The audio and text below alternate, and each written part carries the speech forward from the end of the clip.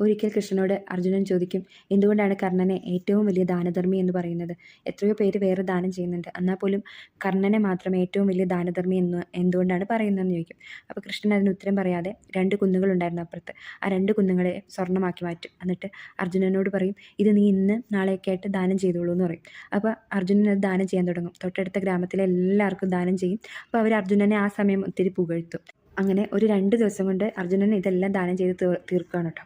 അതിനുശേഷം കൃഷ്ണൻ അതേ കുന്നുകൾ 2 കുന്നുകൾ കർണനും ദാനം ചെയ്യും. കർണൻ കൊടുക്കും. കർണനോടും കൊടുത്തോളാൻ പറയും, ദാനം ചെയ്യാൻ പറയും. അപ്പോൾ കർണൻ എന്താ ചെയ്യുന്നതെന്ന് പറഞ്ഞാൽ ഗ്രാമവാസികളെല്ലാവരെയും വിളിച്ചിട്ട് നിങ്ങൾക്ക് ഇഷ്ടമുള്ളത്ര എടുത്തോളാൻ പറയും. അപ്പോൾ അവർക്ക് ഇഷ്ടമുള്ളത്ര, അവർക്കിടെ എത്രയാണോ ആവശ്യം അത്ര അവരെടുക്കുകയാണ്. അപ്പോൾ അതാണ് ആ പുകഴ്ത്തലുകളൊന്നും കേൾക്കാൻ വേണ്ടിയിട്ട് കർണൻ നിൽക്കുന്നുമില്ല. അപ്പോൾ കൃഷ്ണൻ പറയും അർജുനനോട്, ഇതാണ് നീയും കർണനും തമ്മിൽ, അല്ലെങ്കിൽ എല്ലാവരും കർണനും തമ്മിലുള്ള വ്യത്യാസം. കർണൻ അവർക്ക് ആവശ്യമുള്ളതാണ് കൊടുക്കുന്നത്, അല്ലാതെ നമ്മുടെ അളവിനനുസരിച്ചല്ല കൊടുക്കുന്നത്. അതുകൊണ്ടാണ് കർണനെ ഏറ്റവും വലിയ ദാനധർമ്മിഷ്ഠയായിട്ട് കണക്കാക്കുന്നത്.